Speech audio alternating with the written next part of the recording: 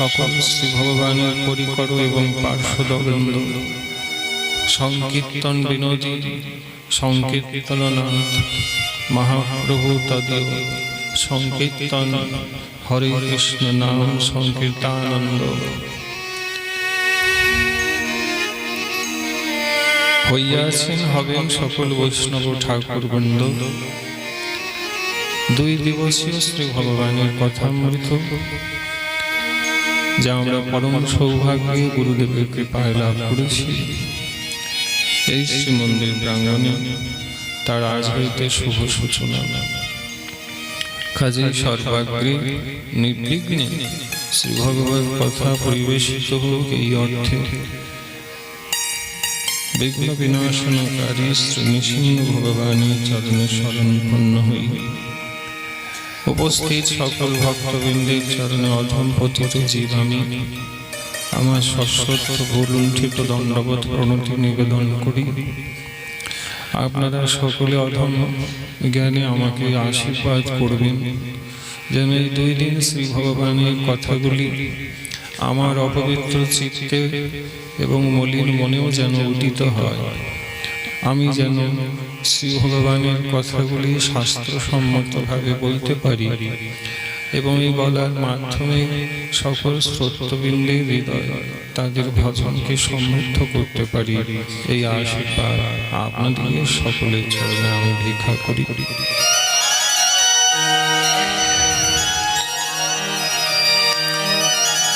তো আমাদের 2 দিনের আস্বাদনের সূচনা আজ হইতে হচ্ছে। ভক্ত মালিকে এক অপূর্ব ভক্তিমতী মায়ের পরিচয় পাই, যার নাম আপনারা সকলেই শুনেছেন। তবে ওনার মহিমা অনেক কিছু এমন যা হয়তো আমাদের অনেকেরই এখনো হয়তো অজানা রয়ে গিয়েছে। সেই ভক্তিমতী পঞ্চ পাণ্ডবের ধর্মপত্নী সেই শ্রী দ্রৌপদীর মহিমা আমরা শ্রবণ করতে এখানে সমবেত হয়েছি। আমাদের বিষয়বস্তু দ্রৌপদী।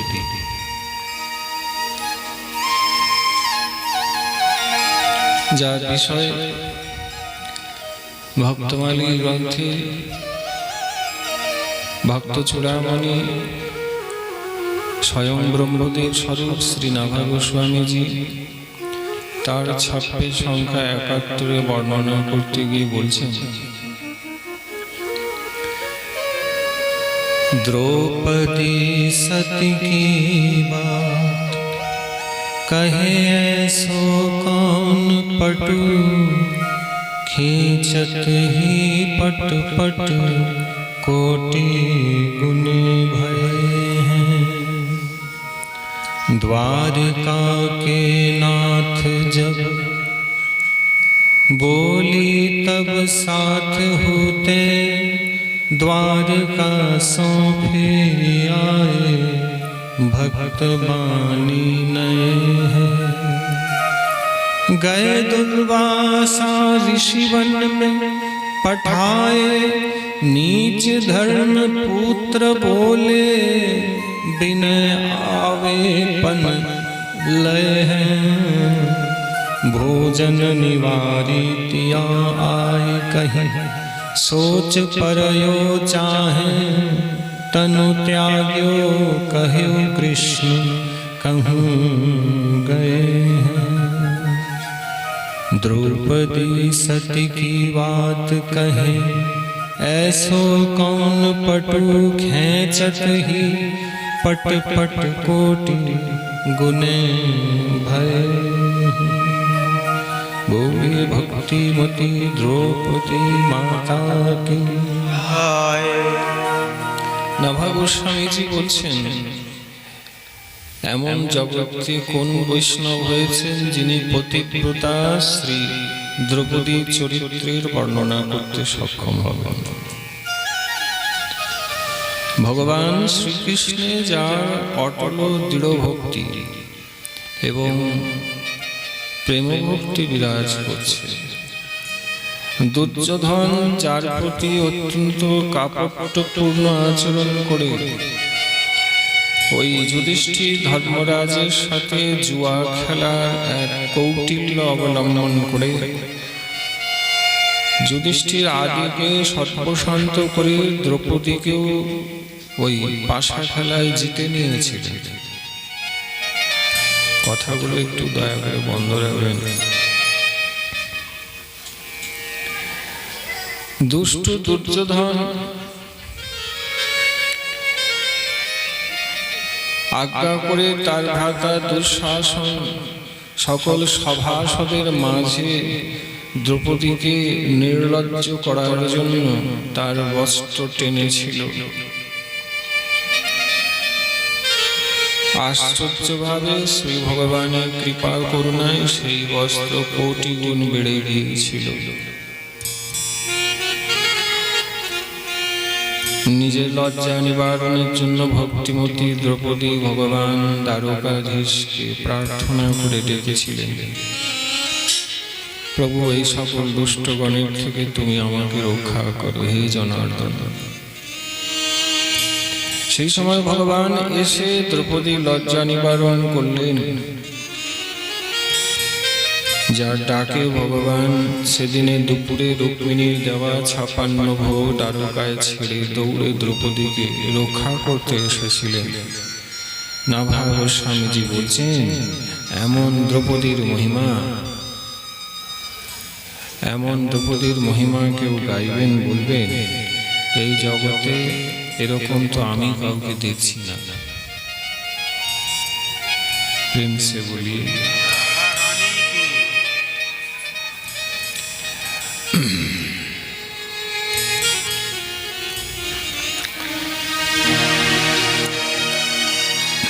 আরো আছে। যে সময় পাণ্ডবদের দ্রৌপদীর সঙ্গে বনবাস হয়েছিল, তখন দুর্যোধন আবার কৌটিল্য অবলম্বন করে দুর্বাসাকে আমন্ত্রিত করে একটু শুনবেন। আমরা যেটা বলবো আপনি এটা আগে শোনেন না, একটু ধৈর্য ধরুন। হ্যাঁ, যদি শুনে থাকেন তো আমাকে বলবেন দয়া। কোনো কীর্তনিয়া শুনিয়ে দিয়ে দিয়েছে, সম্ভব নয়, তা একটু শুনুন।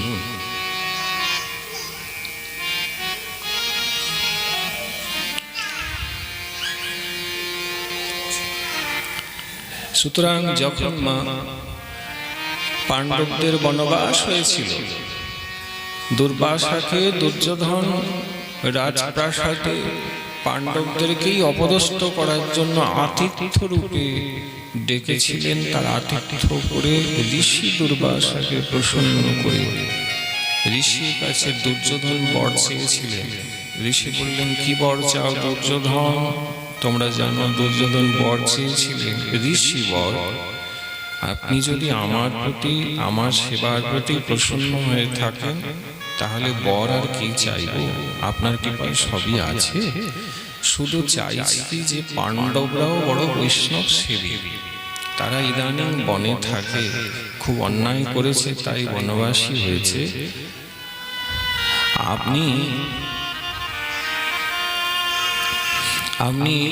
আমার এই অনুরোধ, আপনি বনে গিয়ে ঋষি দুর্বাসাকে বলছেন, বনে গিয়ে আপনি পাণ্ডবদেরও আতিথ্য স্বীকার করুন, ওরাও বৈষ্ণব সেবা করে, ওদের হাতেও একটু সেবা গ্রহণ করুন, এছাড়া আমি কিছু চাই না।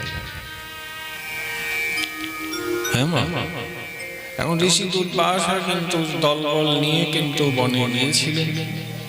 তখন ওই দ্রৌপদী কাতর প্রাণে ভগবানকে বিপদ বুঝে ডেকেছিলেন, এবং তখনও দ্রৌপদীর ডাকে প্রভু এসেছিলেন এবং পাণ্ডবদেরকে ঋষির অভিসম্পাত থেকে রক্ষা করেছিলেন। দ্রৌপদীকে বহু বহু আশীর্বাদ করেছিলেন। প্রেম সে বলি রাধা রানী দ্রৌপদী ত্বথ সংযজ্ঞে শচিভাগাদিনন্দিতা দ্রুপদস্য কুলকন্যা বেদী মধ্যাদন্দতা। অর্থ হচ্ছে এই যে মা, এই সতী পতিব্রতা দ্রৌপদী আসলে ইন্দ্রের স্ত্রী যিনি সচী অথবা ইন্দ্রাণী, তার অংশ থেকেই এই জগতে আবির্ভূত হয়েছে।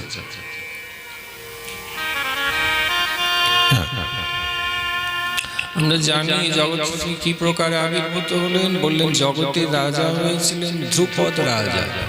মহাভারতের বেদব্যাস এগুলি সকলে বিস্তৃতভাবে বর্ণনা করেছেন। সকলের তো আর মহাভারত গ্রন্থ ঘরে রেখে পড়া অধ্যয়ন করা সম্ভব হয় না। তা আমাদের কি করতে হয়? আমাদের সাধুর কাছে যেতে হয়। সাধু করেন কি, সেই গ্রন্থ আলাদা করে নিজে অধ্যয়ন অনুশীলন করে এসে আমাদেরকে গ্রন্থের মর্মার্থ সারার্থগুলি জানিয়ে দেয়। তাহলে কি হয়? আমাদের ধর্মপথে রুচি হয় মা। তাহলে কি হয়? আমাদের ভগবানের ভক্তি হয়। তাহলে কি হয়?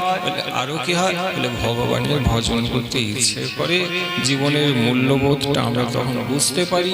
এসেছি কেন, কোথায় যেতে হবে আমরা বুঝতে পারি।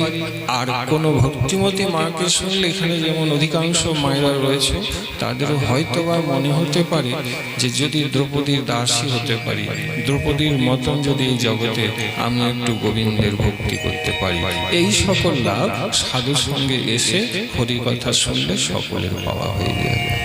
তাই বলো জয় নিতাই, জয় নিতাই। তো যেমনটি দ্রৌপদীর তত্ত্বটি ব্যাখ্যা করছে, বলে দ্রৌপদী আসলে হচ্ছেন ইন্দ্রাণী, মানে ইন্দ্রের স্ত্রী অংশের থেকেই জগতে দ্রৌপদী আবির্ভূত হলেন। কেমন করে? রাজা দ্রুপদ হয়েছিলেন বাবা। রাজা দ্রুপদ যজ্ঞ অনুষ্ঠান করেছিলেন।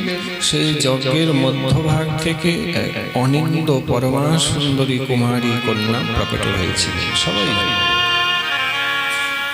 সেই পরম সুন্দরী কন্যা যে প্রকট হয়েছিলেন, পাঞ্চাল নরেশ রাজা দ্রুপদ, তিনি তার দুই কুলগুরু যাদের নাম ছিল যাগ এবং উপযাগ, তাদের পরামর্শে তিনি এই যজ্ঞ অনুষ্ঠান করছিলেন। এই যজ্ঞের নাম ছিল পুত্রেষ্টি যজ্ঞ।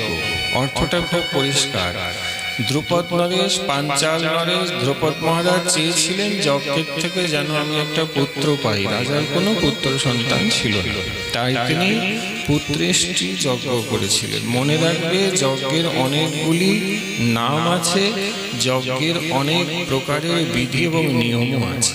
তুমি যেই সংকল্প করে যজ্ঞটি করবে, সেই সংকল্পে যজ্ঞ তোমাকে ফল দিবে। কলিযুগে কিন্তু হরিনাম ছাড়া অন্য কোনো যজ্ঞ করলে কোনো ফল পাওয়া যাবে না। আমরা যে যজ্ঞের কথা শুনছি, এটি কলির যুগে হয়নি বন্ধু, এটি দ্বাপর যুগে হয়েছে। কলিতে শুধু হরিনাম যজ্ঞ হবে। যদি কেউ হরিনাম যজ্ঞ ছেড়ে দিয়ে অন্যান্য ওই ঘৃতাগ্নি জ্বালিয়ে ঘৃতাহুতি দিয়ে, যেমন যদি যজ্ঞ করতে চাও, শাস্ত্র বলছেন, আচার্য ঋষি মুনিরা বলেছেন, কলিযুগে যজ্ঞের দ্রব্য আদি সবই ভেজাল পাওয়া যাবে। যজ্ঞের অনুষ্ঠানের দ্রব্যাদিকে শুদ্ধাকৃত শুদ্ধ হতে হয়। ব্রাহ্মণকে যজ্ঞোপবীত ধারণ করে সত্যিকারের বাস্তব ব্রাহ্মণোচিত জীবন ধারণ করতে হয়। তাই তিথিকা সংযম আদি যুক্ত ব্রাহ্মণ হবে। বেদান্তের অধ্যয়ন অনুশীলন তার থাকবে। মন্ত্রাদির সঠিক নির্ভুল উচ্চারণ তিনি করতে পারবেন। দ্রব্যাদিও শুদ্ধ থাকবে। কলিযুগে এই দুটাই কোনোভাবেই সম্ভব নয় বলে যজ্ঞাদি অনুষ্ঠান যদিও কেউ করে থাকেন ভুলবশত, তাহলে তার অর্থ তো ব্যয় হবে, কিন্তু যজ্ঞের থেকে তার কোনো ফল লাভ হবে না।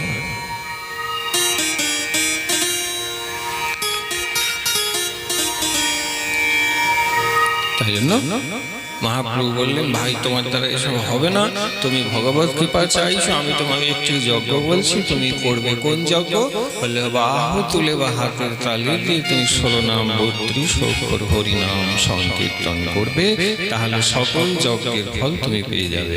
যজ্ঞে প্রায় যজন্তি সুমেধসঃ, সকল যজ্ঞের মধ্যে যজন্তি, যদি কেউ সংকীর্তন রূপে ভগবানকে ডেকে থাকে, এর থেকে শ্রেষ্ঠ কোন যজ্ঞ অনুষ্ঠান নেই। তাই বাহু তুলে বলো হরে কৃষ্ণ, হরে কৃষ্ণ হরে কৃষ্ণ কৃষ্ণ কৃষ্ণ হরে হরে, হরে রাম রাম রাম হরে হরে, হরে কৃষ্ণ কৃষ্ণ কৃষ্ণ হরে হরে, হরে রাম রাম রাম হরে হরে। শ্রুতি ভক্ত মণ্ডলী, তাই জন্য পাঞ্চাল নরেশ রাজা দ্রুপদ কিন্তু সেকালে শুদ্ধাতীত শুদ্ধ আচার্য বরেণ্য যাজ এবং উপজাজকে লয়ে শুদ্ধ যজ্ঞ অনুষ্ঠান করেছিলেন। যজ্ঞের নাম ছিল পুত্রেষ্ঠি যজ্ঞ। যখন তিনি যজ্ঞ করেন বিধিপূর্বক যজ্ঞ করেছিলেন না, যজ্ঞে হবিষ্য এবং আহুতি দিতে দিতে আগুনে যখন আহুতি দিচ্ছিলেন, সেই আহুতি দিতে দিতে অগ্নির থেকে আহা হা হা হা প্রথমে অদ্ভুত দেবতার মতন দেখতে পরম তেজস্বী, পরম গুণবান, যশস্বী, সর্বশ্রী সম্পন্ন মা এক তেজ পুরুষ তিনি প্রকট হলেন, যজ্ঞের থেকে প্রকট হলেন। আর প্রকট হওয়া মাত্র আচার্যগণকে প্রণাম করেছেন, আর নিজ পিতা অর্থাৎ দ্রুপদ নরেশকে তিনি প্রণাম করেছেন, এবং যজ্ঞের থেকে প্রকট হয়ে তার নাম দিয়ে দেওয়া হলো, তার নাম হয়েছে ধৃষ্টদ্যুম্ন। বলি ধৃষ্টদ্যুম্ন মহারাজ কি। মহাভারতে ধৃষ্টদ্যুম্নের যে পরিচয়টা আছে, মনে রাখবে ধৃষ্টদ্যুম্নই কিন্তু মহাভারতের যুদ্ধে শকুনিকে বধ করেছে। প্রেম সে বলি রাধা রানী কি। শকুনি মানে কপট, শকুনি মানে সংসারে অশান্তি, শকুনি মানে ভেদাভেদ, শকুনি মানে সংসার জ্বালা যন্ত্রণা, শকুনি মানে ঘরের মানুষ বনবাসী হয়। আপনি বলবেন শকুনির এত মানে বললেন, তাহলে আসলে শকুনিটার মানে কি? যদি এক কথায় বলেন, শকুনি মানে এমন একজন ব্যক্তি যে ঘরে থাকে, ঘরের খায়, আর ঘরের মানুষের ভেদাভেদ তৈরি করে নিন্দা করে ঘরের মানুষকে বাইরে বের করে দেয়, এরই নাম হচ্ছে শকুনি। শকুনি সেকালেও ছিল, শকুনি আমাদের মাঝে, আমাদের ঘরে দুয়ারে কিন্তু আজও রয়েছে। যে বাড়িতে নিন্দাদি হয় সেই বাড়িতে জীবনে কোনোদিন শান্তি থাকে। বুঝতে পেরেছেন? যে বাড়িতে যারা রয়েছেন তারা পরের নিন্দা করে, তাদের ভাগ্যে কিন্তু সুখ শান্তি কোনোদিন আসে না। আমরা আজও এটা বুঝতে পারি যে আমি এত পরিশ্রম করছি, আমি এত ভালো করে রয়েছি, তবু অবস্থা কেন? নিশ্চিত করে জানবেন বাড়িতে কোনো শকুনি অথবা কোনো মন্থরা আছে। শকুনি পাণ্ডবদেরকে বনবাসী করেছিল, আর মন্থরা মাতা কৈকেয়ীর কান ভরে প্রভু রামচন্দ্রকে বন পাঠিয়েছিল। তুমি লক্ষ্য করে দেবে, নিন্দুক ঘরে থাকলে শাস্ত্র বলছেন তারা ভগবানকেও বনে পাঠিয়ে দিবে। আপনি আমি তো কোনো ছাড় কিছু মূল্যই আমাদের না, আমাদেরকে তো সহসাই বের করে দিবে। প্রেম সে বলি রাধা রানী কি। তাই জন্য আমাদের শাস্ত্র নিন্দুকের সঙ্গ বা নিন্দুকের থেকে দূরে থাকতে বলেছে, কারণ মদ্যপ তোমার ততখানি ক্ষতি করবে না যত একজন নিন্দুক করে দেবে। তুমি লক্ষ্য করে দেখো, তোমার শ্রদ্ধা ভক্তি, তোমার সাধু সঙ্গকে যদি কেউ নষ্ট করেছে, লিখে দিচ্ছি মা, লিখিতম বলে দিচ্ছি, জানবে একজন নিন্দুক করেছে। মদ্যপ ব্যক্তি অত ক্ষতি করে না যত একজন নিন্দুক করে দেয়। নিন্দুক করে কি? তোমার শ্রদ্ধা এবং ভক্তিকে নষ্ট করে দেবে। কানে নিন্দারও বিষ গেলে তারপরে হৃদয় আর সাধু সঙ্গের প্রতি শ্রদ্ধা থাকে না।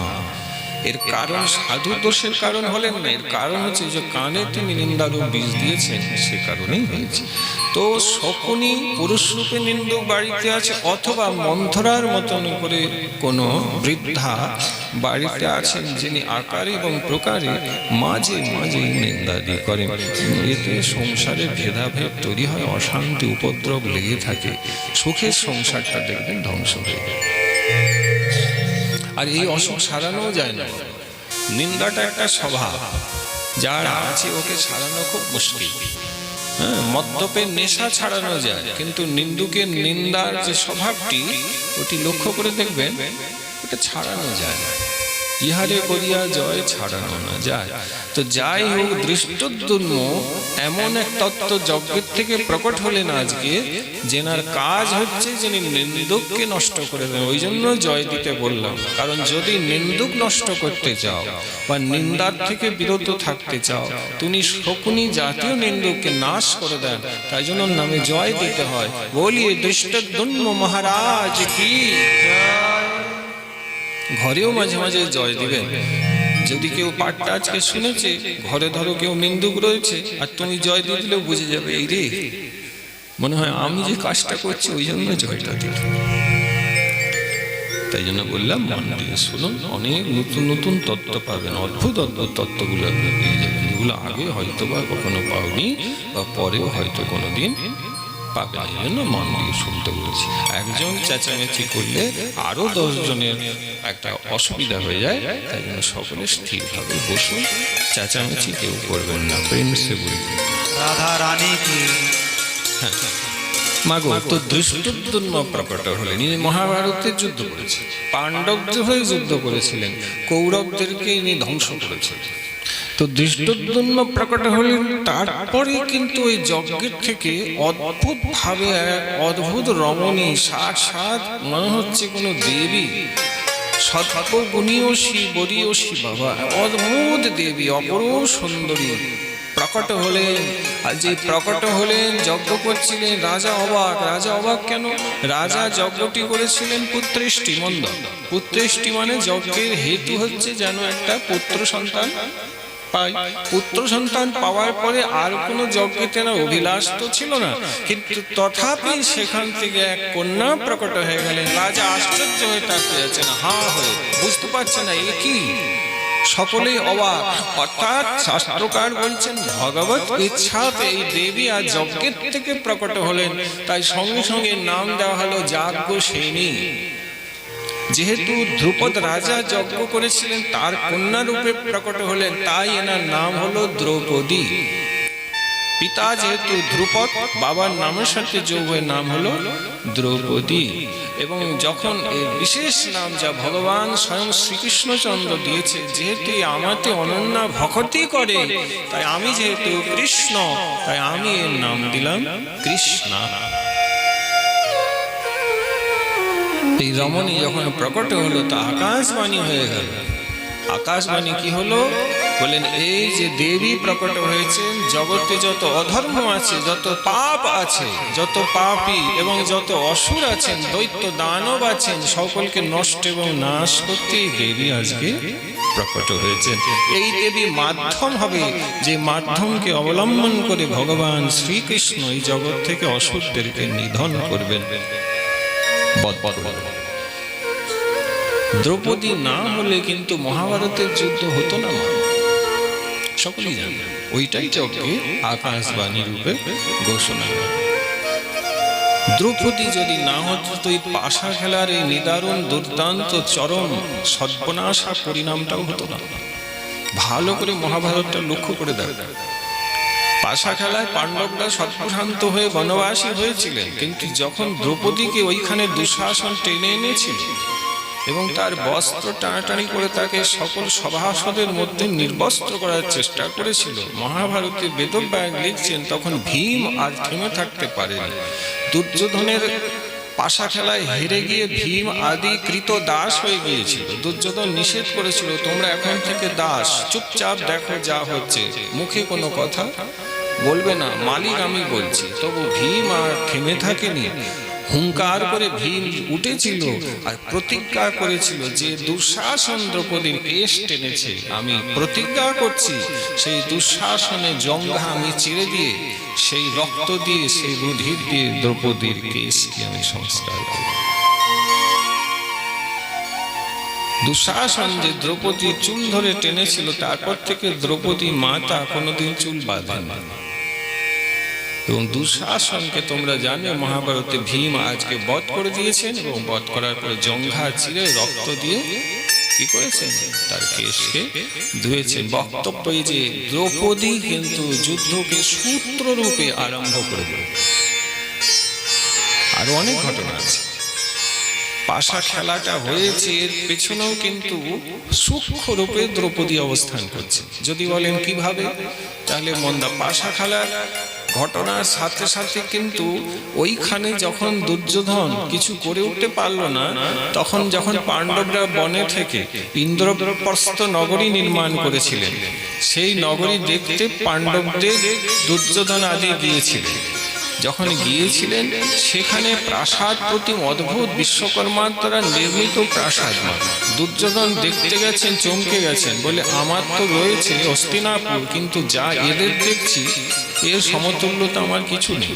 ভেতরে যখন দুর্যোধন হাঁটছিল, ওপরে প্রাসাদে দ্রৌপদী দাঁড়িয়েছে, আর সেই জায়গায় জল না স্থল দুর্যোধন না বুঝে স্থল মনে করে যেই পা রেখেছে, এক কোমর জলে দুর্যোধন পড়ে গেছে।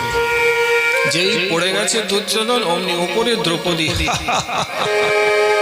তুমি নাকি রাজকুমার, তুমি কিসের প্রাসাদে থাকো? আরে তুমি তো পথের ভিখারি, কোনটা জল কোনটা স্থল সেটাই ঠিক করতে পারো না। ছি ছি ছি, এই বলে উপর থেকে দ্রৌপদী কিন্তু সেদিন দুর্যোধনের খুব নিন্দা করেছিল, হাস্য করেছিল, তাকে নিয়ে তার এই কাণ্ড দেখে টিটকিরি করেছিল।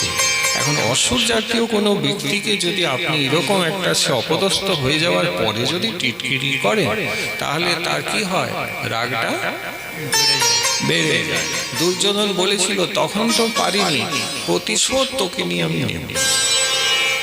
এই যে আছিলায় যে ছকটা তৈরি হয়েছে, এটা কিসের ছক জানেন? বলে ওই যে 18 দিনের মহাভারতের যুদ্ধ, যেখানে সকল অসুর দৈত্য দানবকে ভগবান বধ করবেন, তার ছকটা দ্রৌপদী তৈরি করে দিচ্ছেন। এই জন্য মহাভারতের যুদ্ধ দ্রৌপদী না থাকলে হতো না। আরো অনেক কারণ আছে, কিন্তু মূল বিষয় থেকে সরে যেতে চাই না বলে আপনাকে দুটি দৃষ্টান্ত শাস্ত্র থেকে তুলে দিল।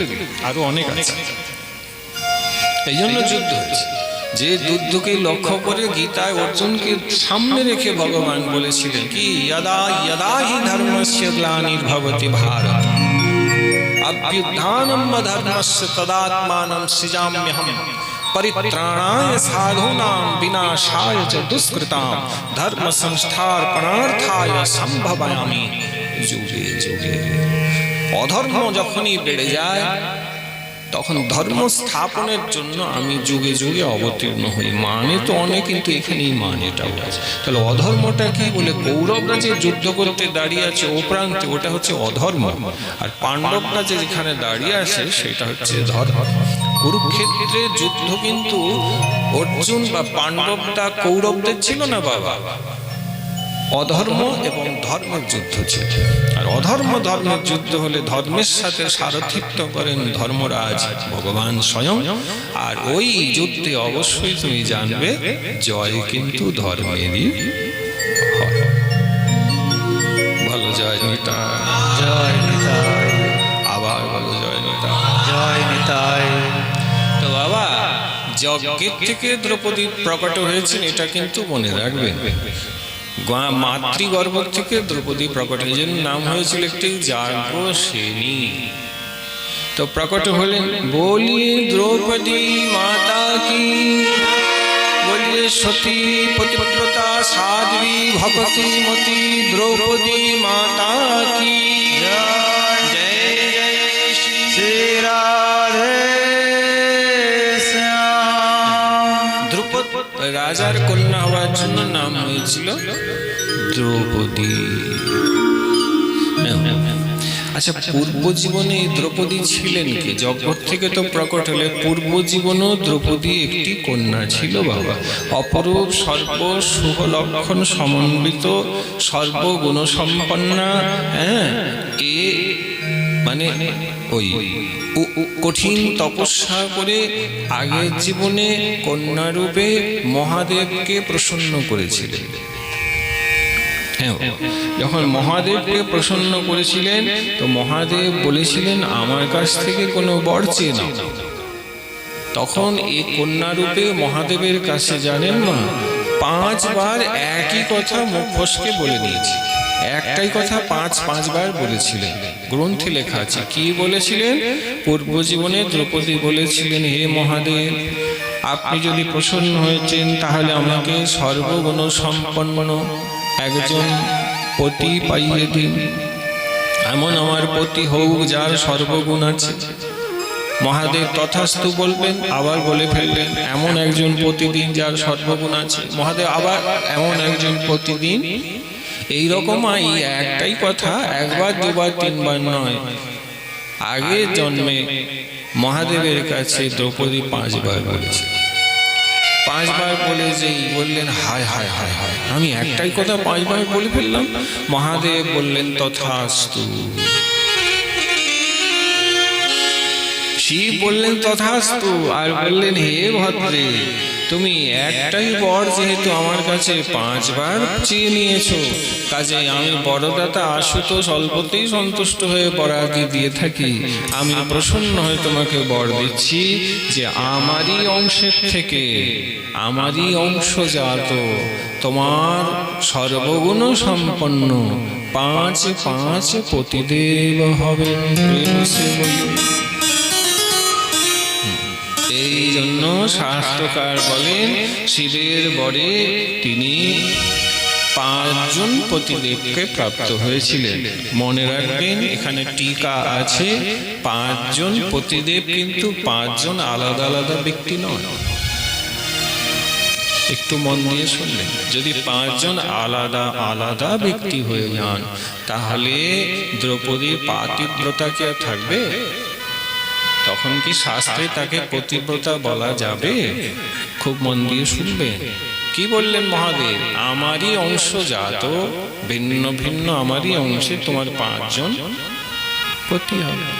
অর্থাৎ একজনই পুরুষ তত্ত্বত 5 রূপে প্রকট হয়েছে। এই অর্থে একজনই পতি পঞ্চরূপে দ্রৌপদীর সঙ্গে রয়েছে। এই জন্য দ্রৌপদীর ভাগবতে পাতিব্রতা ধর্মের অদ্বিতীয় স্থান দেওয়া হয়েছে। মানে আমাদের একটা সাধারণ অনেকের যাদের জ্ঞান ধারণা কিচ্ছু নেই, তারা মনে করেন 5 পতি হলে আবার কিসে পতিব্রতা।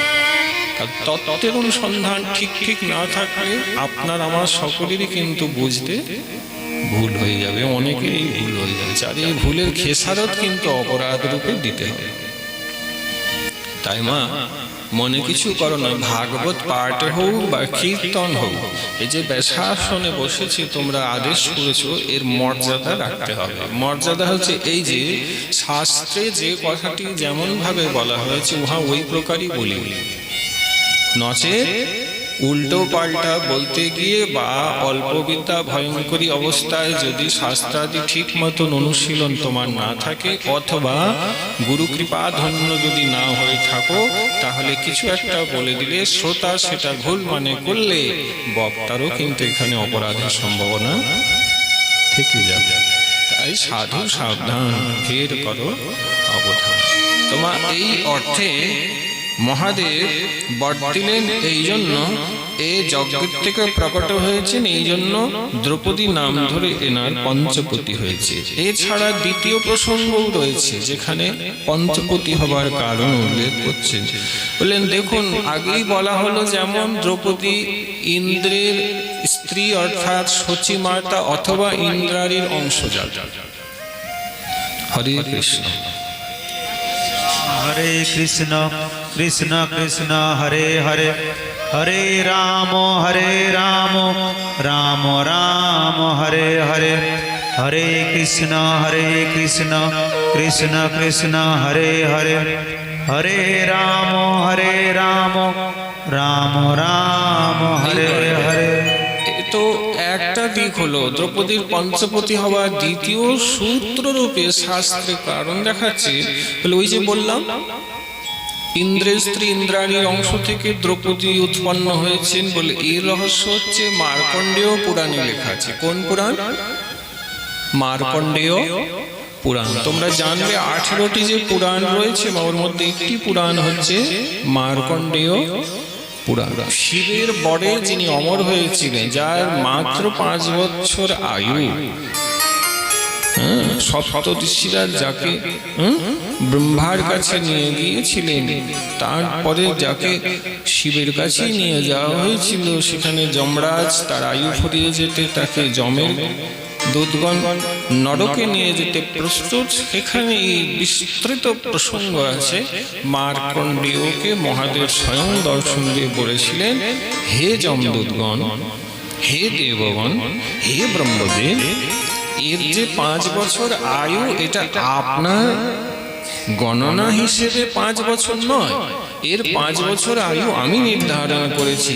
এবার আমার আয়ু হিসেব করুন, আমার আয়ুর যে 5 বছর হয় সেই পর্যন্তই বাঁচবে প্রেম সে। মা 4 যুগ হলে 1 চতুর্যুগ হয়, 71 চতুর্যুগ হলে 1 মন্বন্তর হয়, 14টি মন্বন্তর হলে 1 কল্প হয়। এরকম 1 কল্প হলে ব্রহ্মার অর্ধেক দিন, 1 কল্প হলে ব্রহ্মার অর্ধেক দিন হয়, আর অর্ধেক কল্প হলে, একটু স্থির করেন মা, আর 1 কল্প হলে কি হয় মা? তাহলে কি হবে? 1 কল্পে বাবা, হ্যাঁ, 1 কল্পে ব্রহ্মার অর্ধেক দিবস, আর 1 কল্পে ব্রহ্মার রাত্রি হয়, অর্থাৎ 2 কল্পের ব্রহ্মার 1 দিন হয়। এই প্রকার ব্রহ্মার 100 বছর আয়ু। ক্যালকুলেটর বা গণনা করে তুমি বার করলে তোমার ক্যালকুলেটর ভেঙে যাবে, কিন্তু তুমি ব্রহ্মার আয়ু ক্যালকুলেটরে বার করতে পারবে না। এটা দয়া করে মনে রেখো। সেই যে ব্রহ্মা, তার যে আয়ু, তার থেকেও সহস্রাধিক আয়ু বেশি কার মহাদেব। মহাদেব বলছেন সেই যে আমার আয়ু, সেই আয়ুর 5 বছর হচ্ছে এরা। কাজে আপনার হিসেবে তো 5 বছর নেই। তখন তো সবাই হেসে ফেললেন আর বললেন, এ ব্রহ্মদেব, তাহলে এ বৎস বালকটি তো অমরই হয়ে গেল, কারণ এর তো তাহলে আর মৃত্যু হবে না। এই বৎস যাকে মহাদেব স্বয়ং বর দিয়ে আশীর্বাদ দিয়ে প্রকট করে ধরা দামে রেখেছেন, চিরকুমার হয়ে ঋষির উপরে রয়েছেন, আজও রয়েছেন, এনার নাম হচ্ছেন ঋষি মার্কণ্ডেয়। মার্কণ্ডেয় পুরাণ আছে, ভাগবতে 12 স্কন্ধে ঋষি মার্কণ্ডেয়ের নাম আছে।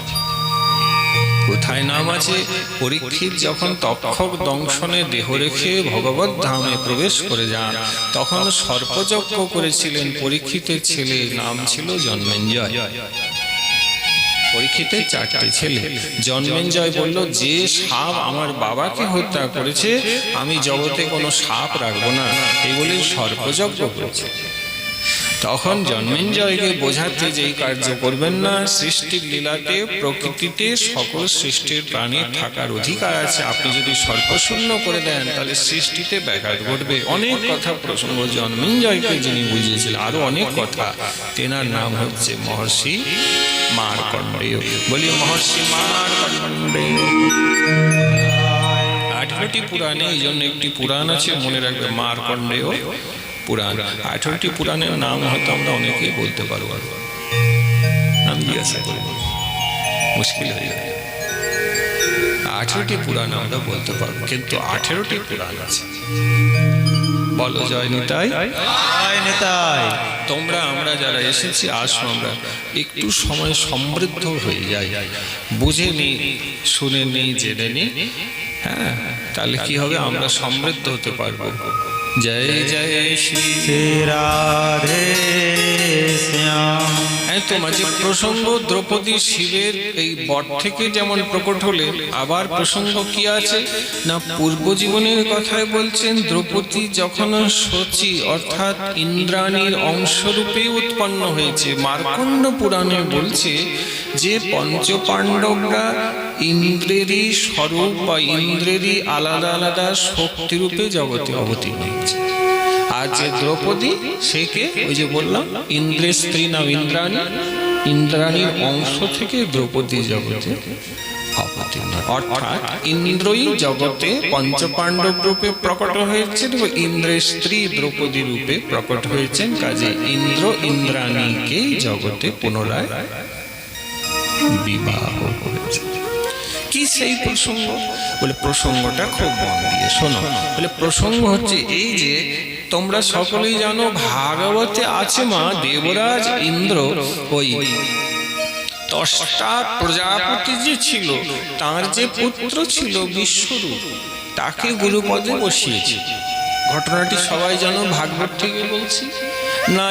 ইন্দ্রাসনে মদমত্ত অবস্থায় ছিল যখন, দেবগুরু বৃহস্পতি এসেছিল, ইন্দ্র গুরুদেবের অভিবাদন আদি সম্মান কিছু না করায় গুরু বৃহস্পতি সেখান থেকে চলে গিয়েছিল, ইন্দ্রের গুরু অপরাধ হয়েছে। তাতে ইন্দ্র যে ইন্দ্রাসন হারিয়েছিল, অসুররা ইন্দ্রের আসনে উপবেশন করেছিল, ইন্দ্র শক্তিহীন হয়ে গিয়েছিল, গুরু অপরাধ। সাময়িকভাবে ইন্দ্র তখন এই ত্বষ্টার পুত্র বিশ্বরূপকে গুরুপদে বসিয়েছিল। যাগযজ্ঞ মন্ত্রাদি আহুতি দিয়ে বিশ্বরূপ মহাজ্ঞানী ছিলেন, তিনি গুরুপদে বসেও ছিলেন ব্রহ্মার আদেশে, এবং ইন্দ্রকে শক্তি প্রদান করে পুনরায় ইন্দ্র অসত্যকে নিধন করে নিজ আসন লাভ করেছিলেন। ভাগবত। কিন্তু ইন্দ্র একদিন দেখলেন যাকে আমি গুরুপদে বসিয়েছি, অর্থাৎ বিশ্বরূপ, সে যজ্ঞ করছে আর দেখছে যে এক পক্ষের আহুতি সে অসুরকে দিচ্ছে। কেন বললে, ত্বষ্টানন্দন বিশ্বরূপ, তার কিন্তু মা অসুরের কুলে উৎপন্না ছিলেন, নাম ছিল মায়ের রচনা। মাকে এক ভাগ যজ্ঞের দিচ্ছে দেখে ইন্দ্র মনে করলো, হায় সর্বনাশ, আমি এত কষ্ট করে আমার সব ফিরে পেয়েছি, অসুর তাড়িয়েছি, আরে আমারও গুরু হয়ে অসুরকে ভাগ দেয়, তাহলে এই গুরুপদে থাকার যোগ্য নয়। ইন্দ্র তখন গুরুকেই বধ করে দিয়েছিল। রাধা রানী কি। এগুলো আমাদের বলার হেতু নেই, এগুলো ভাগবত পারায়ণে বিস্তৃতভাবে তুমি শ্রবণ করবে। আমরা শ্রবণ করতে এসেছি ভক্তিমতী পতিব্রতা মাতা দ্রৌপদীর মহিমা। তো সেই সময় মা যখন প্রজাপতি বিশ্বরূপকে বধ করে দিলেন, এই ইন্দ্র যখন বিশ্বরূপকে বধ করলেন, সেই অন্যায়ের ফলে ইন্দ্রের যে তেজ শক্তি সেটা শরীর থেকে পৃথক হয়ে ধর্মরাজের শরীরে প্রবেশ করে গিয়েছে। তারপর ইন্দ্র আবার কি ভুল করলেন না, তিনি বৃত্রাসুরকে বধ করলেন। মা যখন বৃত্রাসুরকে বধ করলেন, তখন ইন্দ্রের শরীরের যে বল, সেই বলটাও পৃথক হয়ে বায়ু দেবতাতে প্রবেশ করে দিয়েছিল।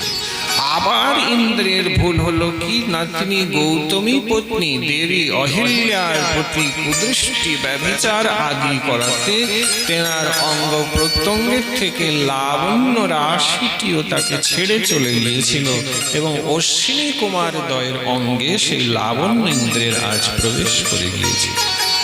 ইন্দ্র এই প্রকার নিজ শক্তি হারিয়েছে, তাদেরকে দান করতে বাধ্য হয়েছে।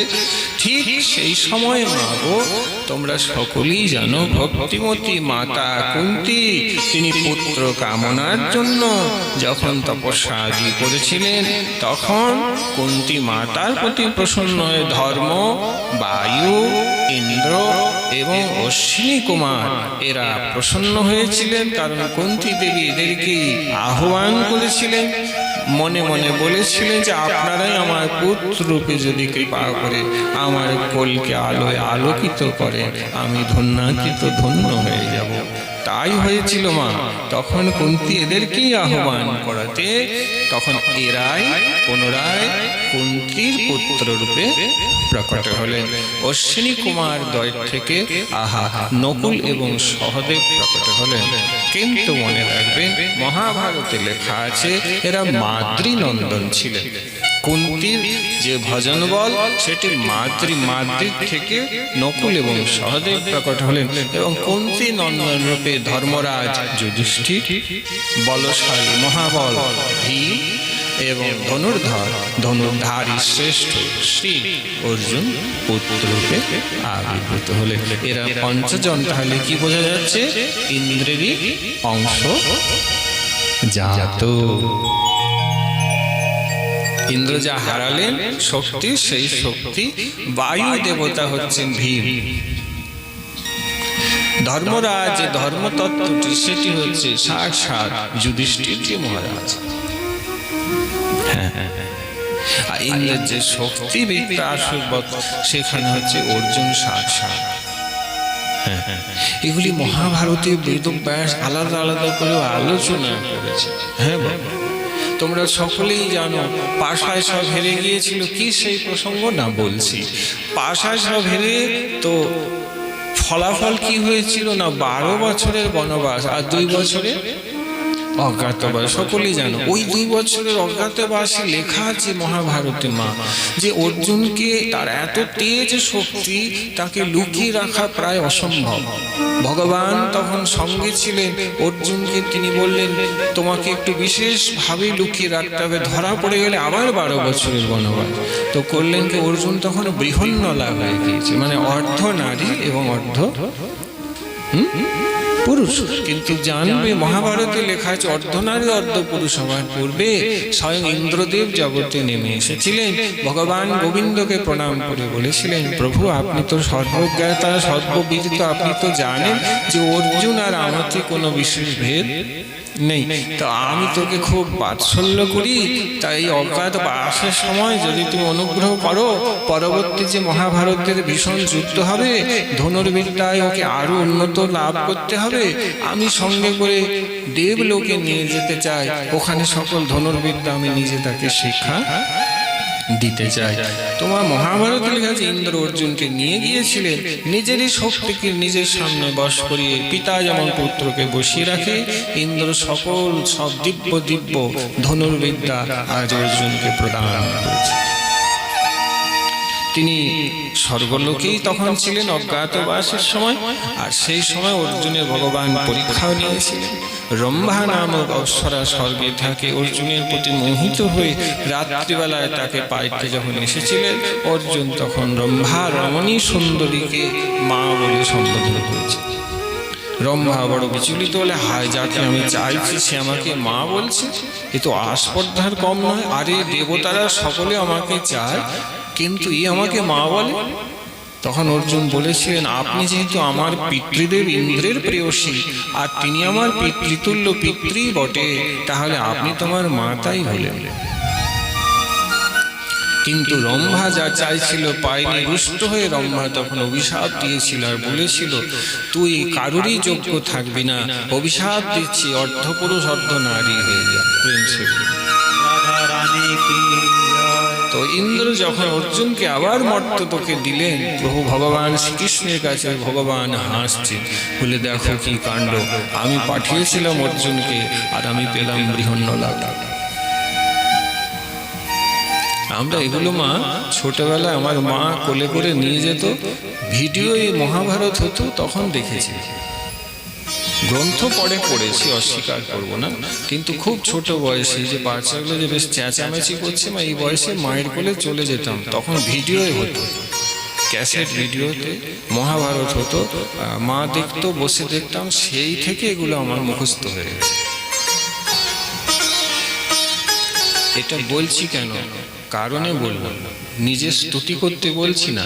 এই যে আজকালকার বাচ্চারা, এদের যে মা বাবা আছে, এই ভিডিও এই সংস্কারগুলো দেয় না, কি করেছে, মোবাইল দিয়ে দিয়েছে। আর মোবাইল যদি দিয়েছেন তো তাতেও কি দেখছে, আপনিও খুশি, শুনুন কি দেখছে না, কার্টুন দেখছে। বাবা মা এতেই খুশি যে আমার নাতি দাদু দেখছে, নাতি কার্টুন দেখছে। আপনি বলুন, কার্টুন দেখলে বয়স হলে আপনার জীবনটা তো কার্টুন হয়ে যাবে, তাই না? জীবনটাকে কি কার্টুন করবেন নাকি? যে বীজটা লাগাবেন তারই তো গাছ হবে। শিশুদেরকে দাদু নাতি ফোন দিয়ে দিচ্ছে, ঘরে ঘরে ফোন দিচ্ছে, হয়রান করছে, মা দেখছে কাজ করতে দেয় না, ফোন দিয়ে দাও। আর ফোনে কি দেখছে, কার্টুন। তাকে মহাভারত দেখান, তাকে রামায়ণ দেখান, আমরা তো ওইগুলোই দেখেছিলাম, কিন্তু সেদিন চলে গেছে। এই জন্য বললাম, মনে করছো আমার কথা না, আমি বলছি রিলেট করো, যুক্ত করো নিজেকে। তোমার বাড়িতে ছেলে মেয়ে নাতি পুতি যারা আছে তাদেরকে তুমি কি দেখাও? মোবাইলে কার্টুন দেখাবে না, মোবাইলে মহাভারত দেখাও, মোবাইলে রামায়ণ দেখাও, মোবাইলে শ্রীকৃষ্ণ দেখাও, বা সুন্দর সুন্দর গ্রন্থ পাওয়া যায় আমার আধ্যাত্মিক গ্রন্থ, সেগুলো ঘরে নিয়ে এসে দুপুরবেলায় সন্তানকে কোলে বসিয়ে দেখাও। পড়তে নাই পারো, ছবিটা দেখাও, খুব উপকার পাবে, খুব উপকার পাবে। জয় জয় শ্রী রাধে। নাচে কোনো লাভ হবে না, জীবনটা এই করে বৃথা গেল। জীবনটা নিজের ছেলেপুলে কার্টুন করবেন না, চেষ্টা করবেন জীবনটা যেন ভক্তিময় হয়। আমরা ওর উপকারটা পেয়েছি, যা বললাম এখন মা ওই ছোটবেলায় মায়ের কোলে যা দেখেছিলাম বলে দিলাম। জয় জয় শ্রী রাধে। শ্যাম। আর এগুলো খুব রুচিও ছিল, মানে হরি কথায় খুব রুচি ছিল। হ্যাঁ, এটাও এখন খুব কম দেখতে পাই।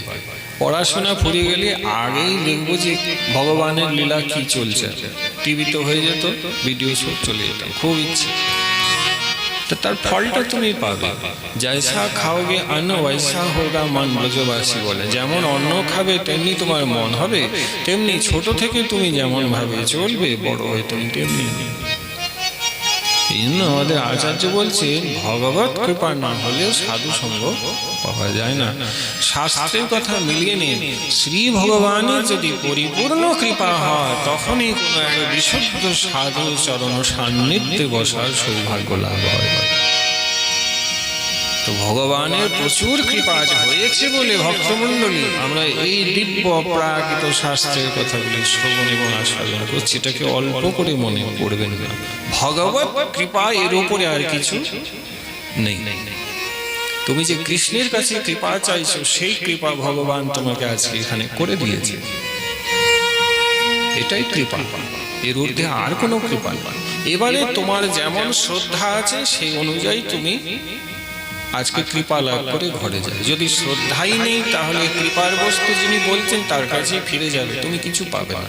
হ্যাঁ, যদি শ্রদ্ধা থাকে তাহলে অনেক কিছুই ঘরে নিয়ে যেতে পারবে। এই জন্য মার্কণ্ডেয় পুরাণে এই প্রসঙ্গটি বলা হলো। ইন্দ্রের কাছে যখন তপস্যা করে মাতা কুন্তি চাইলেন, তখন ইন্দ্র এই প্রকার এলেন। তো ভগবান হাসছেন বলে অর্জুনকে পাঠিয়েছিলাম ইন্দ্র তোমার কাছে, আর এ কি হয়ে এসেছে? অর্জুন বলছে প্রভু আমার পরীক্ষা হয়েছিল, আমি তোমার কৃপায় উত্তীর্ণ হয়েছি, তবে আমি এই বিহন্নলা হয়ে গিয়েছি। ভগবান বলছেন যা হয়েছে ভালো হয়েছে। অর্জুন বলছেন প্রভু এর মধ্যে ভালো কি দেখছেন? বলে তোমাকে লুকানো বড় কঠিন। তুমি যদি অর্জুনের মতন করেই এসতে দেবলোক থেকে, তাহলে তেজস শক্তি তোমার আরো বেড়ে গেছে, তোমাকে লুকানো যেত না। হ্যাঁ, দুর্যোধন তারা যদি দেখে নিত আবার 12 বছর। কাজে এই যে নর্ধনারী অর্ধপুরুষ হয়ে গেছো, এরপরে তোমাকে আর কেউ চিনতে, তাহলে ভালোই হয়েছে, তোমাকে আর লুকাতে হবে না, তুমি এমনি ঘুরতে পারবে। তো এগুলো আছে। এখন যদি কেউ আসামি ধরো খুন করে দিয়েছে, দেখা গেলো বোরখা পরে বেরিয়ে গেল, দেখলাম সে বোরখা টোরখা পরে নিয়েছে, লিপস্টিক মেখে নিয়েছে, নখ পালিশ দিয়ে দিয়েছে, চলে যাচ্ছে, যেহেতু তাকে লুকোতে হবে, তাছাড়া তো উপায় নেই, তবু ধরা পড়ে যায়, তবু লুকোচ্ছে। তো অর্জুন বলছে আমার অজ্ঞাত বা আমাকেও লুকোতে হবে। ভালোই হলো প্রভু, আমি তো এগুলো ভাবিনি। বলে এই জন্য তুমি ভক্ত, আর এই জন্য আমি ভগবান। ভক্ত এতদূর পর্যন্ত ভাবতে পারে না কিসে মঙ্গল হয় ভক্তের, সেটি ভগবানই একমাত্র জানে। আমরা নিজেদের বুদ্ধি খাটিয়ে বিচার করি যে আমার এরকম কেন হলো। তুমি ভগবানের শরণাপন্ন হয়ে যাও, তুমি দেখবে ভগবান তোমার মঙ্গল ছাড়া অন্য কিছু করছেন না। ভগবানের নামেই বলা হচ্ছে মঙ্গলম ভগবান বিষ্ণু, মঙ্গলম গরুড়ধ্বজা, মঙ্গলম পুণ্ডরীকাক্ষ, মঙ্গলায় তনুহরি।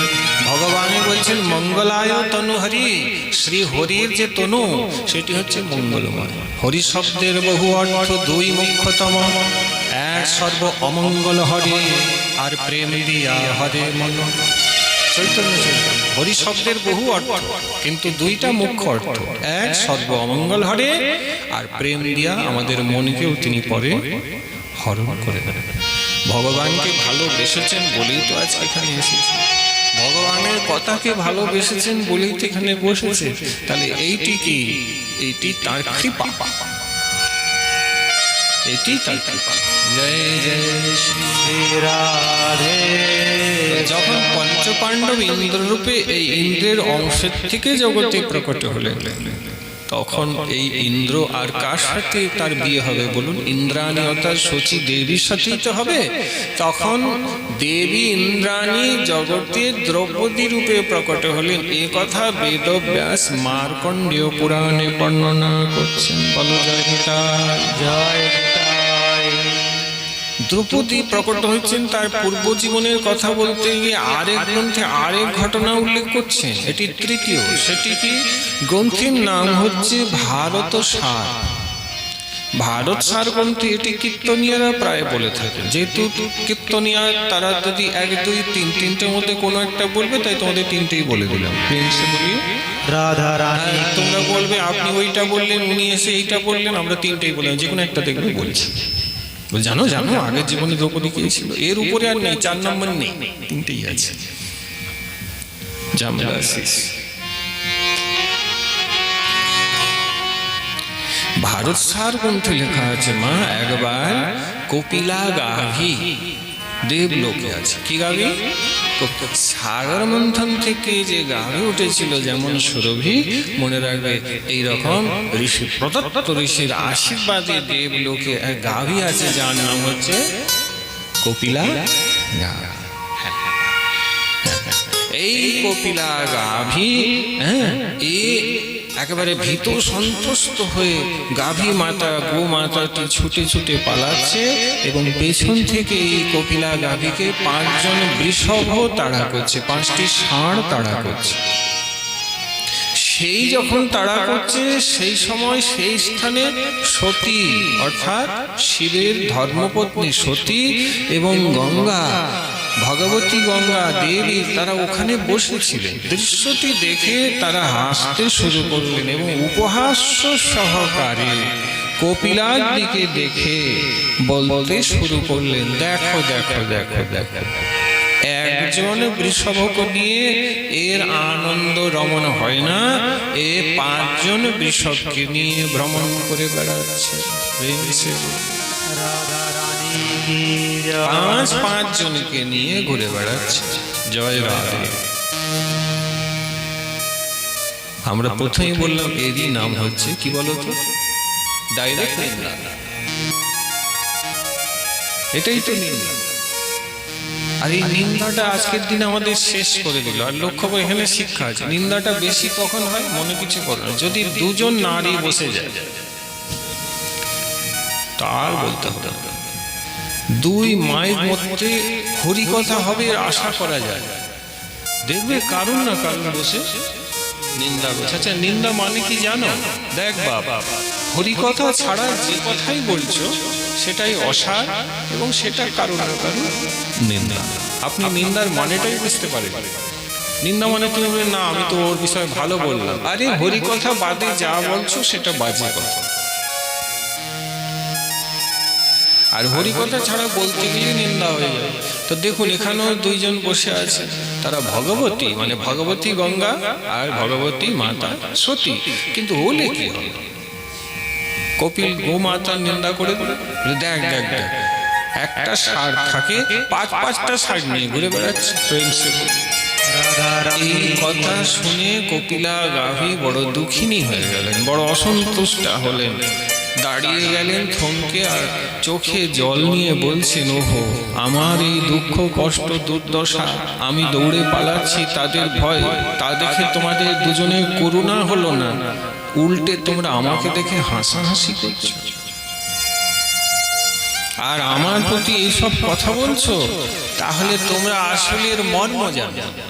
শোনো, আমি তো গোমাতা মানে জাতিতে পশু, জনিতে পশু, আমি পশু জনিতে হয়েছি, তবু ধর্মশাস্ত্র বলে পশু জনিতে যদি পেছনে 5টা পশু তাড়া করে তাতে তার দোষ হয় না। কিন্তু তোমরা তো রমণী হয়ে বসে আছো, আমার দুঃখ কষ্টটা যখন বুঝলে না, আমি অভিশাপ দিচ্ছি, আগামীতে তোমাদেরও 5 পতি হবে।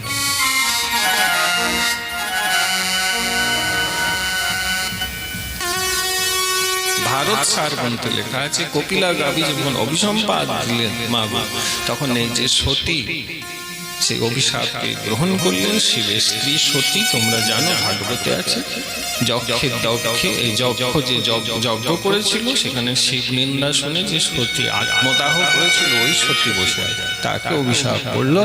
সতী মাথা পেতে নিলেন, বলে ঠিক আছে অন্যায় করেছি, মৃত্যু লোকে যাব, আমার 5 পতি হবে, তবে আমার ইহ জগতে যিনি পতি উনি হবেন তো? বলে হ্যাঁ উনি হবেন। তা তো একটু আগেই বললাম না, শিব বর দিল না যে আমারই 5টি অংশ থেকে তোমার হ্যাঁ স্বামী হবে, তো সে তো হতেই হবে, কারণ দ্রৌপদী কিন্তু সতী যে ছিল অভিশাপে সেই জগতে দ্রৌপদী হয়ে নেমে আর শিব পঞ্চ পাণ্ডব রূপে সেই দ্রৌপদীর সাথে আজ বিয়ে করেছে। ভগবতী গঙ্গার কি হলো? মা ভগবতী গঙ্গাও অভিশপ্ত হয়ে গিয়েছিল এবং তাকেও মৃত্যুলোকে নামতে হয়েছিল। আর গঙ্গার কার সাথে বিয়ে ছিল বল? গঙ্গা দিয়ে কার সাথে হয়েছিল? আরে ভীষ্মদেবের বাবার নাম বলনা। ছাপ কপালে নিয়ে নিয়েছি বাবুরে। হ্যাঁ, মহারাজ শান্তনু। বলিয়ে মহারাজ শান্তনু কি?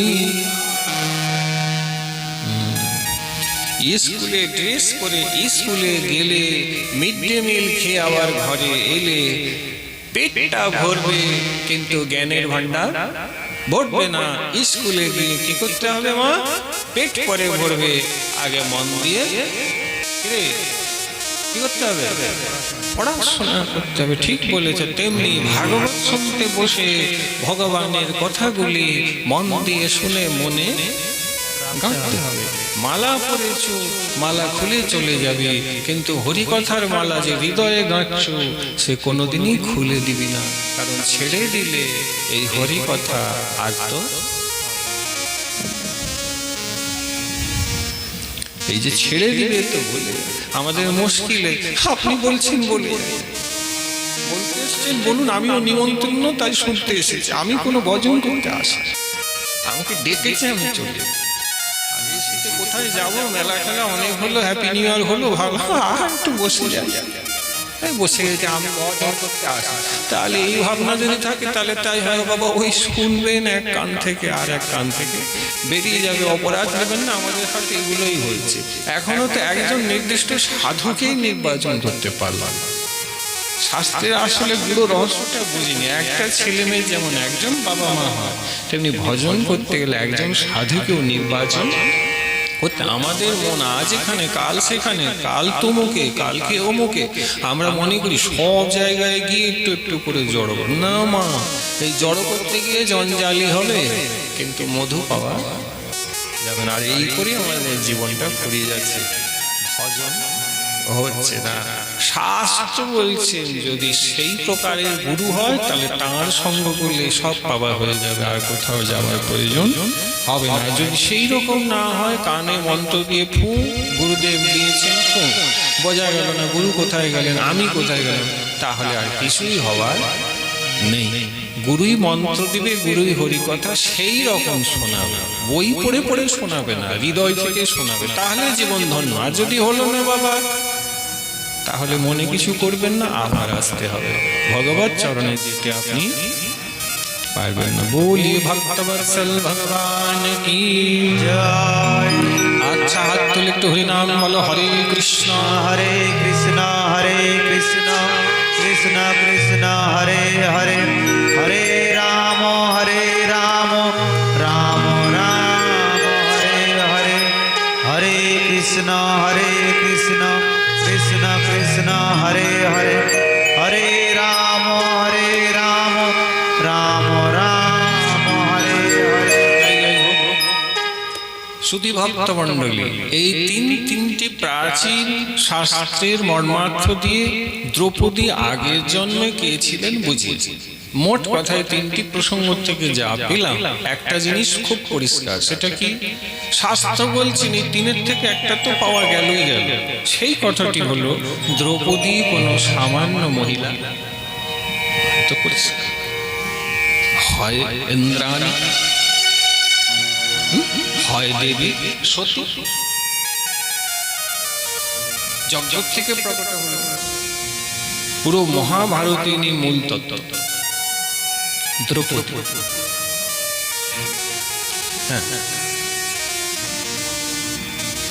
প্রসঙ্গটি দ্রৌপদীর বিষয়ে ভক্তমালিতে নাভা গোস্বামীজি আরো বলছেন, মা মহাত্মা বিদুর, যিনি সাক্ষাৎ ধর্মরাজ, ওই পাশা খেলায় সব হেরেছে পাণ্ডবরা যখন, হ্যাঁ গো, তখন ওই মহাত্মা বিদুর কিন্তু ঘোরতর বিরোধ করেছিলেন। খবরদার,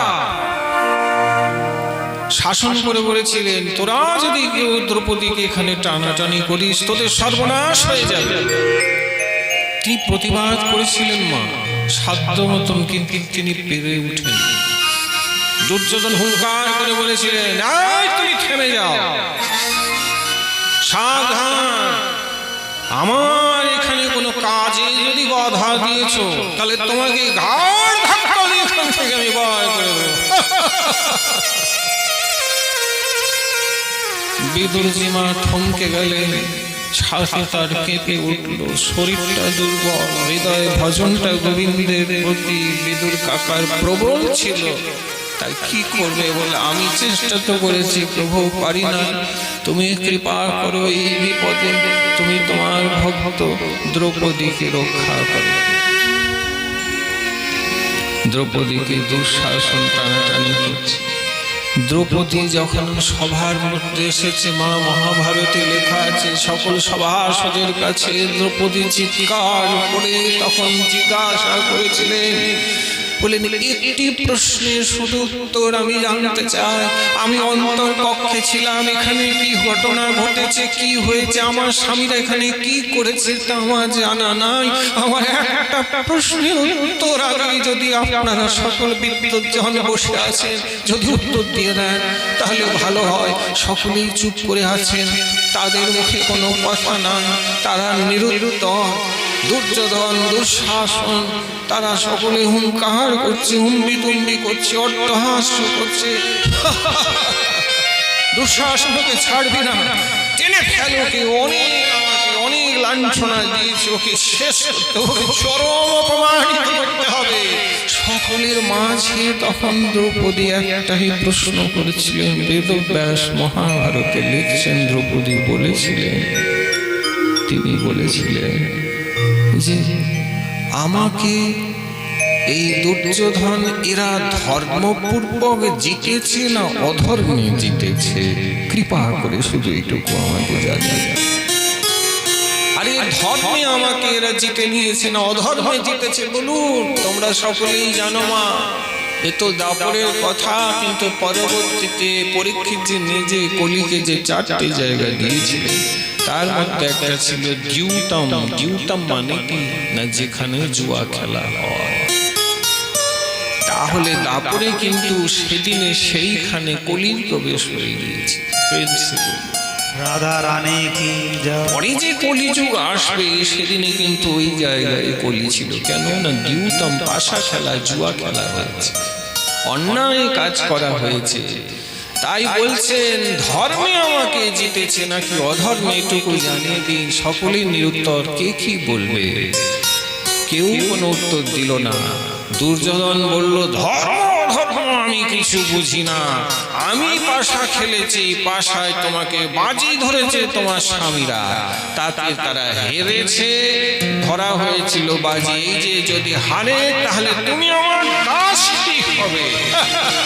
তাই তুমি দাসী হয়েছো, দাসীকে আমি যা বলবো সে তাই করতে বাধ্য হবে। দুঃশাসন, আর দেরি করে লাভ নাই, বস্ত্র তার অঙ্গের থেকে খুলে ফেলে। দ্রৌপদী বলছেন, এখানে মহাবীর সকলেই আছেন, কৃপাচার্য, দ্রোণাচার্য, মহাভাগবত, ভীষ্মদেব, আহা ধৃতরাষ্ট্র কে নেই, বড় বড় জ্ঞানী গুণী বসে রয়েছে, একমাত্র বিদুর ছাড়া কেহ আর প্রতিবাদ করে নাই।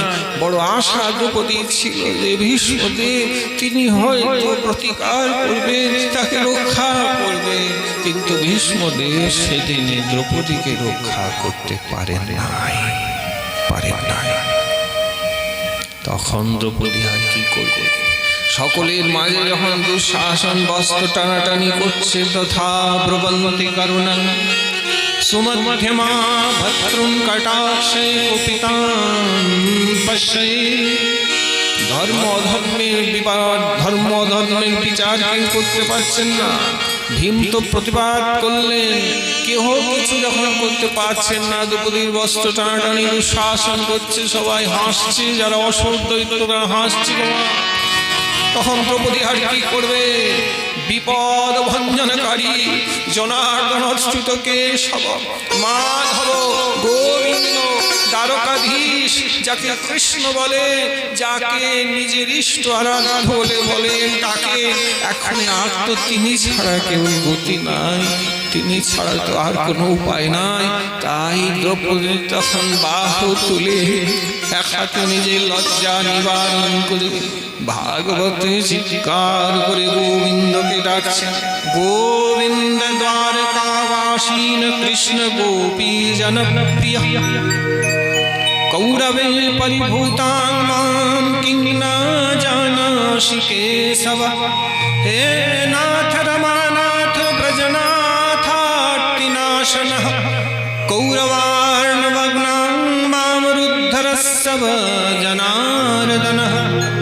কৃষ্ণ কৃষ্ণ মহায়োগিন বিশ্বাত্মন বিশ্বভাবন প্রপন্নাং পাহি গোবিন্দ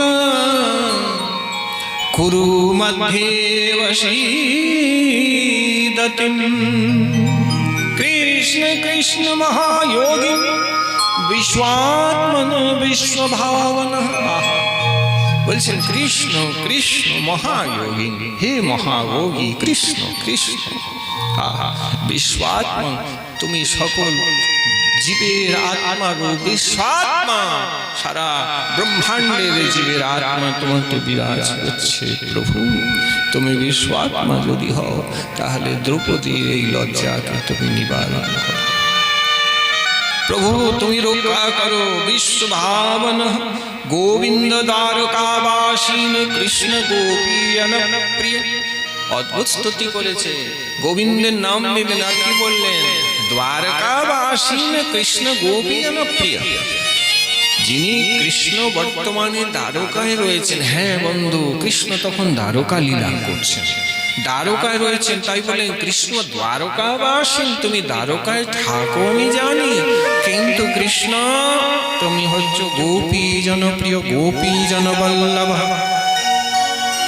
তুমি তো গোপীগণের প্রিয়, তাই তোমাকে গোপীর শপথ দিচ্ছি যে গোপীদের নিয়ে তুমি রাস করছো, যে গোপীদেরকে তুমি সবচাইতে অধিক করে ভালোবাসো। মান মাহাত্ম্যং মৎস্যপত্রাং মান মনোগতং জানন্তি গোপিকা পাঠন্যান্য জানন্তি তত্ততঃ। নহি জানে স্মৃতে রাশে মনো মে কীদৃশম ভবেতঃ। সদ্বভূয়েষি সদ্বগরীয়সি সদ্বাত্মা গুজ্জ গুজ্জতম সেবাং কৃতং। বৃন্দাবন বিহারিণীং রাধিকামহং স্মরামি।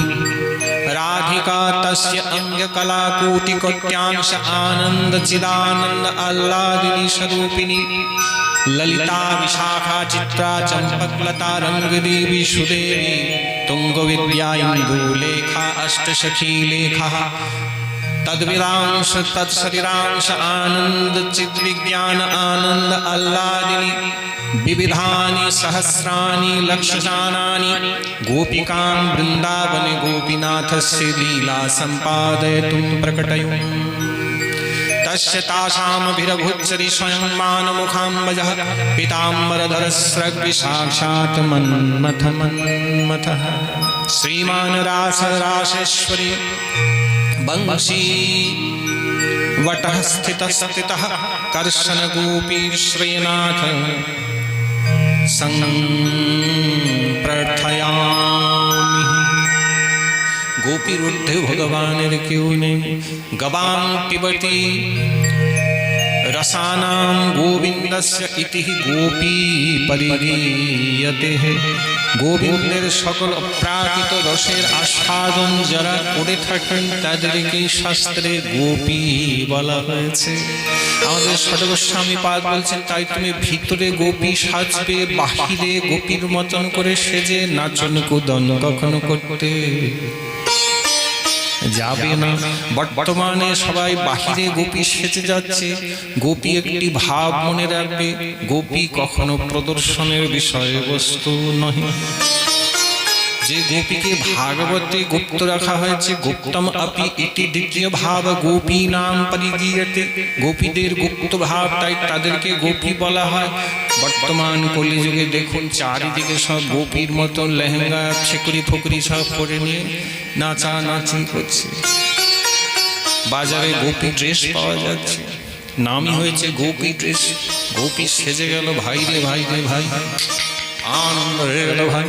জয় জয় শ্রী রাধে কলি যুগে কি দুর্দান্ত প্রতাপ, প্রচন্ড প্রভাব চলছে মা। শাস্ত্রকে বিসর্জন দিয়ে দিয়ে যে যা পাচ্ছে করে যাচ্ছে, সহজেই মনে হচ্ছে এইটাই বোধহয় ভজন। এইসব অপাত্য জায়গায় গেলে তোমার ভজন ভক্তি জীবনে এক বিন্দুও বাড়বে না। আর আগার সাথে ভিড় বেশি হয়, নাচন কোদন দেখতে ভাগবতের যে অনেক লোক হয়, বিশুদ্ধ ভাগবত সত্যি কেউ যায় না। আমরা জানি সুখদেব গোস্বামী পরীক্ষিতজিকে ভাগবত শুনিয়েছেন, কিন্তু তুমি কি ওইখানে আর যে কজন শ্রোতা ছিল তাদের মধ্যে 5 জনের নাম বলতে পারবে? আমি বলছি তুমি হয়তো তাদের 5 জনের নাম বলতে পারবে না। ইঙ্গিতটা কি? বললে সুখদেব গোস্বামী পরীক্ষিতকে লক্ষ্য করে ভাগবত করে দিলেন, আর চারিদিকে ভাগবত। ওই ভাগবতই হচ্ছে যেখানে বক্তা সুখদেব গোস্বামী আর শ্রোতা পরীক্ষিতজি। কিন্তু এখনের ব্যাপার স্যাপার আলাদা। গোস্বামী সুখদেবও নেই পাঠের রূপে, পাঠক রূপে, আর শ্রোতা পরীক্ষিত নেই, শুধু ভিড় আছে। আয়োজন যে হয় ভাগবতের, সেখানে চেষ্টা একটাই করা হয় মা, যাতে বেশি করে ভিড় হয়। ভিড় আর ভক্তের মধ্যে তফাৎ আছে। শ্রীমৎ বল্লভাচার্যজি বৃন্দাবনে বসে বললেন, ভাগবতে 5 জন বৈষ্ণব রসিককে নিয়ে করবে, এতে প্রভূত কল্যাণ হবে। কিন্তু ভাগবতে অপাত্র ভিড় জমিয়ে কোনোদিন ভাগবত পাঠ করতে যাবে না। কিন্তু এখন এটাই, ভিড় হলেই হবে, ভক্তের দরকার নেই, ভিড় হোক।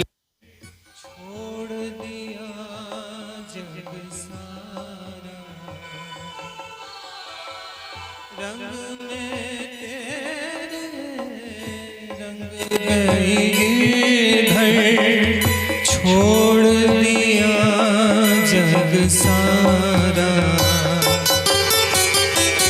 बन गई तेरे प्रेम के जोगन, लेके मन एक तारा, बन गई तेरे प्रेम के जोगन, लेके मन एक तारा। प्यारा तेरा धाम रे बनवारी रे, जीने का सहारा तेरा नाम रे। मुझे दुनिया वालों से क्या रे बनवारी रे, जीने का सहारा तेरा नाम रे। मुझे दुनिया वालों से क्या रे।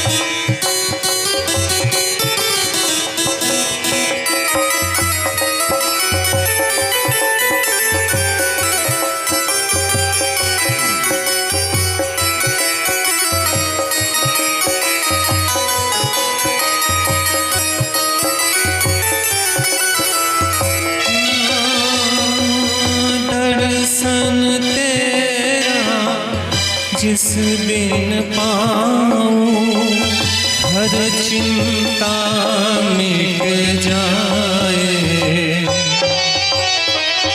दर्शन तेरा जिस दिन पाऊं हर चिंता मिट जाए।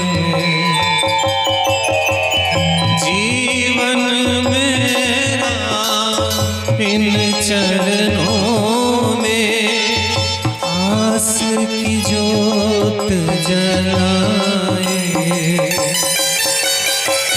जीवन मेरा इन चरणों में आस की जोत जलाए। हाँ, बाह पकड़ लो शाम रे बनवारी रे, जिनका सहारा तेरा नाम रे। मुझे दुनिया वालों से क्या काम रे बनवारी रे, जिनका सहारा तेरा नाम रे। दुनिया वालों से क्या काम रे, मुझे दुनिया वालों से क्या काम रे, मुझे दुनिया वालों से क्या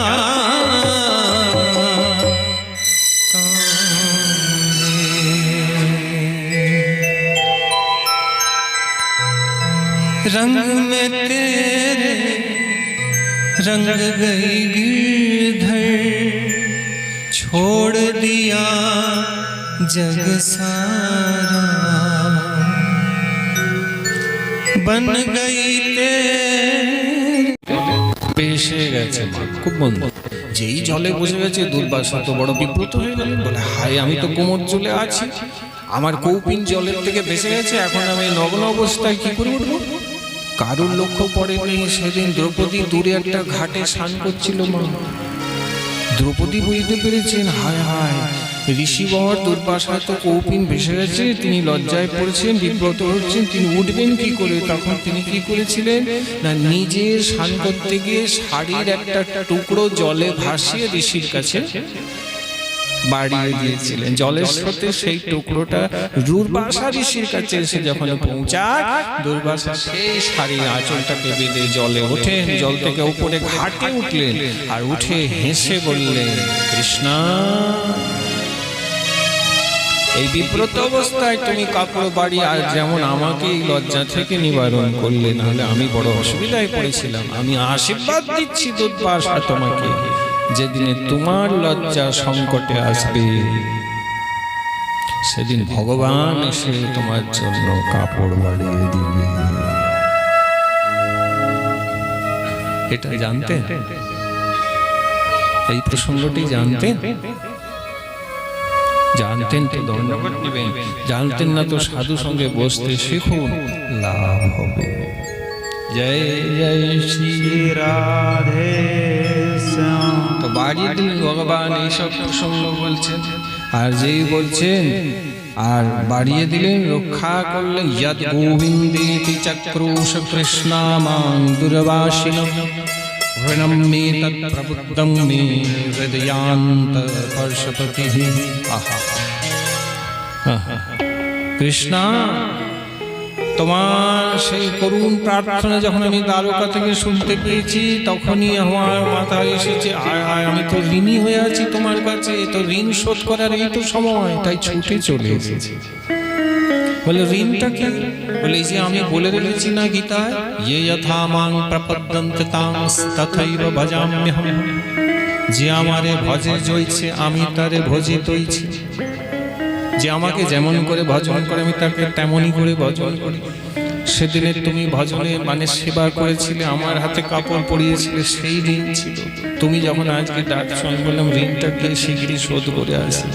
দ্রৌপদী বললেন, প্রভু তাহলে এই যে কাপড়টা বাড়িয়ে দিলে ঋণ কি শোধ হয়ে গেল? বলে না না না না না, ঋণ কি করে শোধ হবে? তোমার ঋণ আজীবন আমার কাছে থেকে গেছে। না পারয়্যহং নিরবধ্য সংযুজাম সুসাধুকৃতয়পি বিবুধায়ুষাপি বা ইয়ামা ভজন দুর্জরজ্ঞেহ শৃঙ্খলা সংবৃশ্চ প্রতিজত সাধুনা সংবৃশ্চ তদ্বৃত্ত প্রতিজত সাধুনা। বিশিষ্ট অনুরাগী রাগানুগা ভজনানন্দী যারা হন, যেমন গোপী, গোপীদের কাছে ভগবানের ঋণ কোনোদিন শোধ হয়নি, থেকে গেছে। দ্রৌপদীর কাছে ভগবান বলে, ঋণী থাকো। শোনো দ্রৌপদী, আজ তো তোমার জীবনে একটা বিপদে তুমি আমাকে ডেকেছো, আমি এসেছি।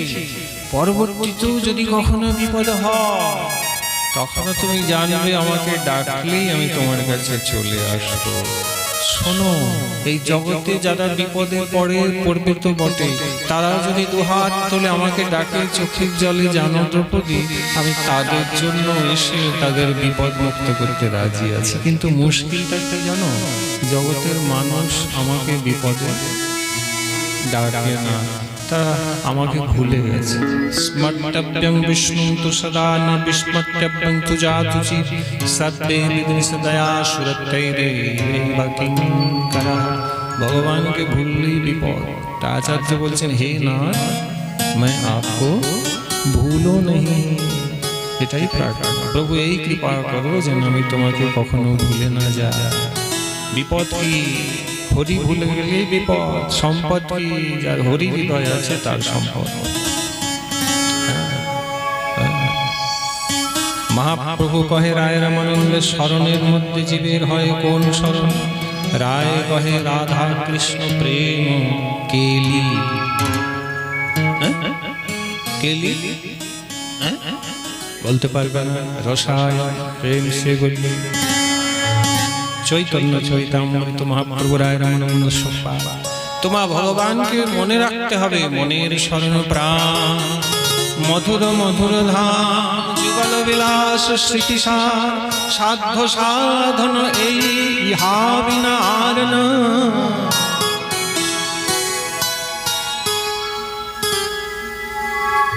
সাধ্য সাধন এই ইহা বিনা আর নাই। ভক্তি লক্ষণ তত্ত্ব সার, ভক্তি লক্ষণ তত্ত্ব সার, ভক্তি লক্ষণ তত্ত্ব সার। তা দ্রৌপদীকে রক্ষা করলেন, আশীর্বাদ দিলেন, পরেও বিপদ হলে তুমি আমাকে ডাকলে পাবে। দ্রৌপদী অমনি বললেন, প্রভু পরেও কি বিপদ হবে? বললেন, হ্যাঁ বিপদ তো হবে। বিপদত্তা সন্তু তত্ত্ব তত্ত্ব জগৎ গুরু। বিপদ হলেও চিন্তা নাই, জগৎ গুরু রূপে আমি আছি তো। বিপদ হলে আমাকে ডাকলে আমি চলে আসবো। দ্রৌপদী বললেন, প্রভু পরে কি কি বিপদ হবে আমার? ভগবান বললেন, পরে যে সকল বিপদ হবে বা যা হবে সেটা তো আর একদিনে শুনলে হবে না, সেটা আবার আগামীকাল শুনতে হবে। আগামীকাল পাঠের আগে আসতে হবে, পাঠের মাঝে পাঠের পরে এলে হবে না। ভগবান বলছেন, আমি নয়, ভগবান বলছেন আগামীকাল তোমরা পাঠের আগে এসো। আমিও দ্রৌপদীকে নিয়ে ভাগবত নিয়ে উপস্থিত হব। তোমরা মন দিয়ে শুনবে, শুনে হৃদয়ে আঁটবে, তার কৃপা করুণা লাভ করবে। তাই আগামীকাল দ্রৌপদীর আর যা বিষয় রয়েছে আমরা প্রেম সে সবাই মিলে আস্বাদন করে ধন্য হব। আজ ভাগবতের এখানে বিশ্রাম হলো। নিতাই।